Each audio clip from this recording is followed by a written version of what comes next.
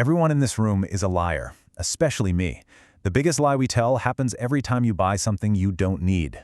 Wow, that is a powerful and honestly a pretty provocative realization from designer and marketing expert Pete Senna. And you know what? It strikes right at the core of why we actually buy things. You might tell yourself you are just picking up a product, but today we are going to explore why that is almost never the whole story. Welcome to This Explainer. I am absolutely thrilled to guide you through this material today.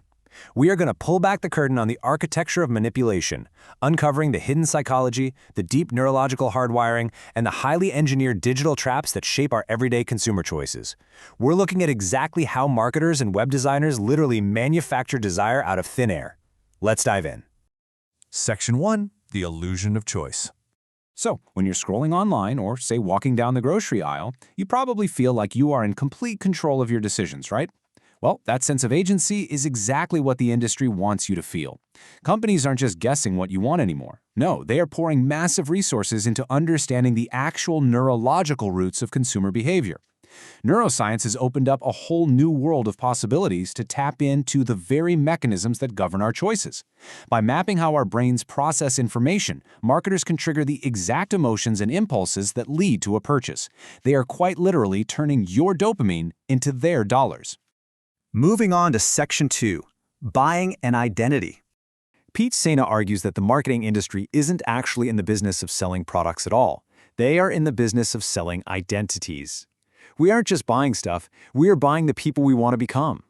Let's look at a classic example. On one side, you have an $89 premium water bottle. On the other, a $10 water bottle you grabbed at a gas station. They hold the exact same water, at the exact same temperature, and do the exact same job. But that $89 bottle? It makes the buyer feel like they are the kind of person who invests in themselves, who values quality, and who absolutely does not settle. The bottle isn't the product. The story the buyer tells themselves, that's the product. Senna identifies 3 specific psychological triggers used to manufacture this desire. The first one is called the ambition gap. Basically, this is the psychological distance between who you currently are and who you desperately want to be. And here's the kicker.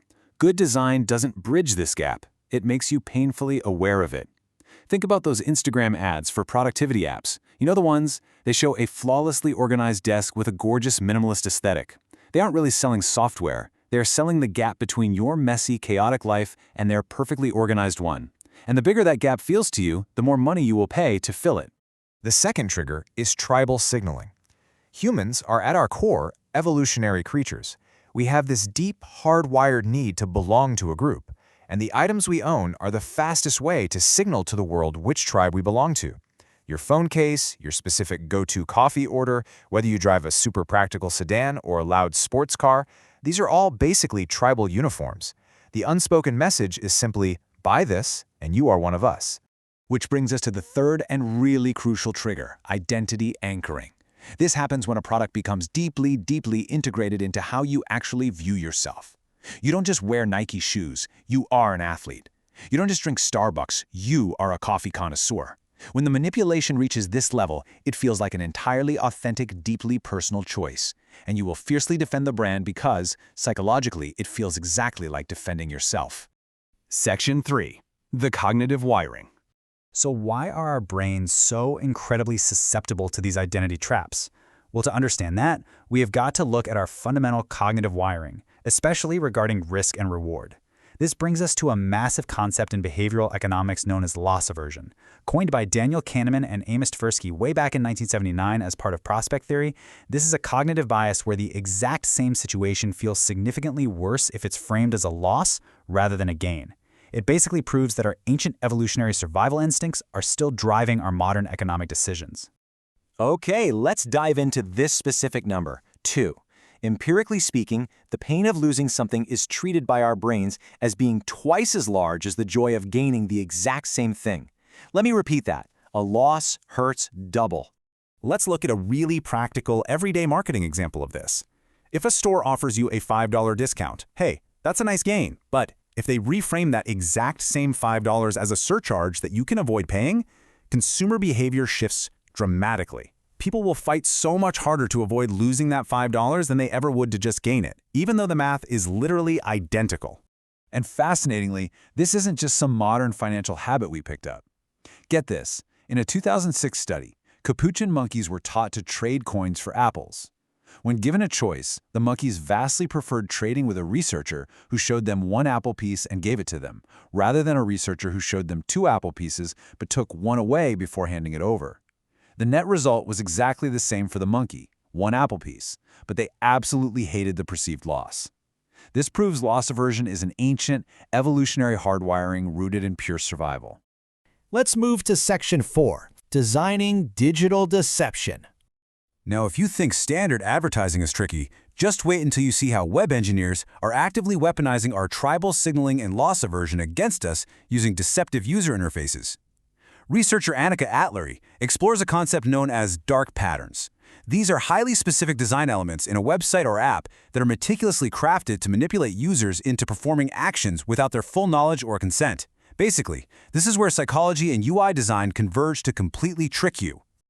When looking at Atlery's research on the most common types of dark patterns users face, two tactics stand out prominently. The first is triggering fear of missing out, or FOMO, and the second is disguised ads. These are not accidents, folks. They are targeted, deliberate attacks on your cognitive biases. Here is a quick breakdown of some of these common digital traps. We've got confirm shaming, which basically makes you feel guilty for declining an offer. Then there's hidden costs that magically only appear at the very last second of checkout. But let's talk about the Roach Motel. This one exploits your expectation-based loss aversion by making it incredibly easy to sign up for a service, but nearly impossible to cancel it. Or how about forced continuity, where they silently start charging your card the minute a free trial ends? It's wild. Section 5, the psychological toll. So what actually happens to the user when these deep evolutionary triggers and deceptive digital traps collide in our daily lives? Well, in Atlery's behavioral survey of 25 users, a staggering majority, 17 people, reported a severe loss of trustworthiness after encountering dark patterns. Others reported feeling incredibly guilty, overly cautious, or even downright paranoid. This manipulation has a direct correlation with increased anxiety, and it negatively impacts our mental health. To really anchor this data, consider this real anecdote from a survey participant who got completely tricked by Hulu's forced continuity.